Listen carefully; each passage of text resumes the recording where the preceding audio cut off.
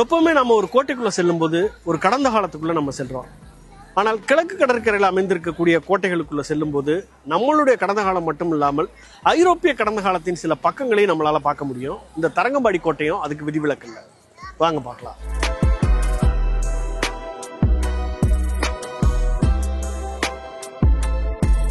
தமிழ்நாட்டின் மயிலாடுதுறை மாவட்டத்தின் தரங்கம்பாடியில் வங்கக்கடலை ஒட்டி சுமார் 2.5 ஏக்கர் பரப்பில் அமைந்திருக்கிறது இந்த கோட்டை.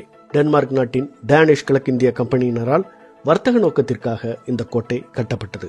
டென்மார்க்கில் இருக்கும் குரோன்பர்க் கோட்டைக்கு அடுத்தபடியாக அந்நாட்டினரால் கட்டப்பட்ட மிகப்பெரிய கோட்டை இதுதான்.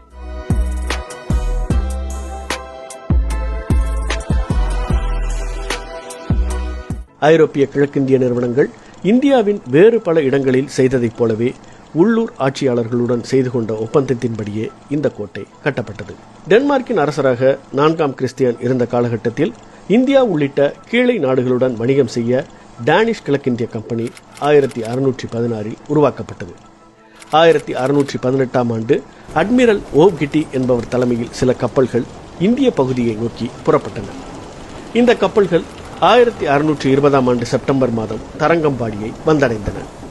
அப்போது தஞ்சாவூர் ராஜ்யத்தின் அரசராக இருந்த ரகுநாத நாயக்கருடன் தரங்கம்பாடியில் ஒரு வர்த்தக மையத்தை அமைக்க ஒப்பந்தம் ஒன்றை செய்து கொண்டார் அட்மிரல் ஓவ்கிட்டி.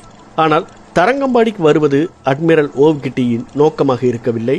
இலங்கைக்கு சென்று அங்கு இடம் கிடைக்காததால் தான் அவரது தலைமையிலான கப்பல்கள் இங்கே வந்தன என்கிறார் TBML கல்லூரியின் ஓய்வு பெற்ற பேராசிரியரான பி. மரியலாசன்.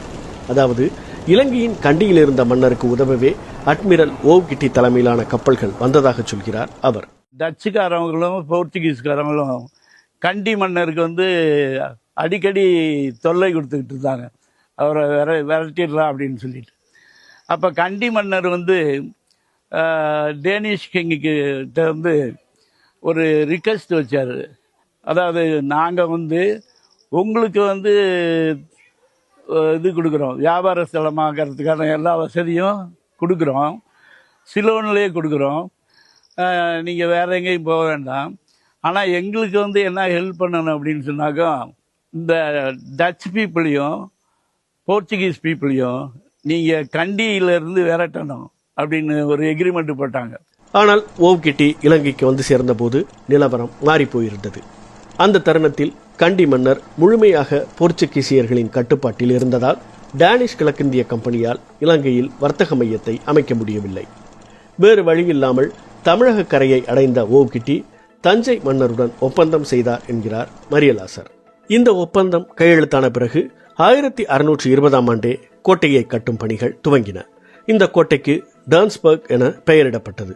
இந்த கோட்டை 1646ஆம் ஆண்டில்தான் முழுமையாக கட்டி முடிக்கப்பட்டாலும் 1622ஆம் ஆண்டு வாக்கிலேயே கோட்டையின் முக்கிய பகுதிகள் கட்டப்பட்டுவிட்டன. கோட்டையின் பெரும்பகுதி டேனிஷ் கட்டடக்கலையின் பாணியில் கட்டப்பட்டிருந்தது. இந்த தரங்கம்பாடி கோட்டையை பொறுத்த வரைக்கும் கிட்டத்தட்ட ஒரு முழுமையான கோட்டையாக இருந்தது அப்படின்னு தான் சொல்லணும். இங்கு இருவிதமான கட்டிடங்கள் இருந்தன. ஒன்று கீழ்ப்பகுதியில் இருக்கக்கூடிய சிறிய சிறிய அறைகள், இன்னொன்று மேலே இருக்கக்கூடிய பெரிய அறைகள். இந்த கீழே இருக்கக்கூடிய அறைகள் எல்லாமே வீரர்கள் தங்கக்கூடிய அறைகளாகவும் பொருட்களை வைக்கக்கூடிய அறைகளாகவும் இருந்தன. மேலே இருக்கக்கூடிய அறைகள் ஆளுநர்கள் செயல்படக்கூடிய அலுவலகங்களாகவும் பாதிரியார்கள் செயல்படக்கூடிய அலுவலகங்களாகவும் இருந்தன. கோட்டை கட்டி முடிக்கப்பட்ட போது கோட்டையை சுற்றி மிகப்பெரிய அகழி இருந்தது. அகழியை தாண்டி செல்ல பாலம் அமைக்கப்பட்டிருந்தது. இந்த கட்டமைப்புகள் தற்போது இல்லை. கோட்டை கட்டப்பட்ட பிறகு தரங்கம்பாடி நகரம் வளர ஆரம்பித்தது. சீரான ஒரே நேர்கோட்டில் அமைக்கப்பட்ட தெருக்களை இப்போதும் தரங்கம்பாடியில் பார்க்க முடியும். 18ஆம் நூற்றாண்டின் துவக்கத்தில் தரங்கம்பாடியை வந்தடைந்த லூத்தரன் திருச்சபையைச் சேர்ந்த பார்த்தலோமியூ சீகன்பால் தமிழ்நாட்டின் முதல் தமிழ் அச்சகத்தை இங்கே அமைத்தார். இந்த கோட்டை டேனிஷ்காரர்களின் முக்கிய மையமாக இருந்தபோது இங்கிருந்து பருத்தி, ஜவுளி உள்ளிட்ட பொருட்கள் ஏற்றுமதி செய்யப்பட்டு வந்தன. ஒரு கட்டத்தில் டேனிஷ் கிழக்கிந்திய கம்பெனி வங்காளத்தில் உள்ள சிராம்பூரை தனது முக்கிய தளமாக மாற்றியதால் தரங்கம்பாடியின் முக்கியத்துவம் மெல்ல மெல்ல குறைய ஆரம்பித்தது. 19ஆம் நூற்றாண்டு துவங்கிய போது டேனிஷ் நிறுவனத்தால் ஆங்கில கிழக்கிந்திய கம்பெனியின் போட்டியை சமாளிக்க முடியவில்லை. இதனால் தரங்கம்பாடி கோட்டையை விற்க டேனிஷ் கிழக்கிந்திய கம்பெனி முடிவு செய்தது. முடிவில் 1845இல் 12.5 லட்சம் ரூபாய்க்கு இந்த கோட்டை ஆங்கில கிழக்கிந்திய கம்பெனிக்கு விற்கப்பட்டது. இதற்கு பிறகு சில காலம் பிரிட்டிஷ் கிழக்கிந்திய கம்பெனியின் தஞ்சை மாவட்ட தலைமையகமாகவும் இந்த கோட்டை செயல்பட்டது. 1880கள் வரை சில நீதிமன்றங்கள் இங்கிருந்து செயல்பட்டன. பிறகு இந்த கோட்டைக்கு எவ்வித முக்கியத்துவமும் இல்லாமல் போனது. ஒரு காலத்துல தரங்கம்பாடிக்கு வரக்கூடிய ஐரோப்பிய பயணிகள் கடல் மூலமாகத்தான் இந்த பகுதிக்கு வரணும். அப்படி அவங்க கடல் மூலமா வரும்போது பார்க்கக்கூடிய முதல் காட்சி இந்த தரங்கம்பாடி கோட்டையாகத்தான் இருக்கும். இப்போது இந்த பகுதியை சாலை மூலமாகத்தான் அணுக முடியும். அப்படி சாலை மூலமாக நீங்க வரும்போது பார்க்கக்கூடிய கடைசி காட்சியாக இந்த தரங்கம்பாடி கோட்டை மாறிவிட்டது.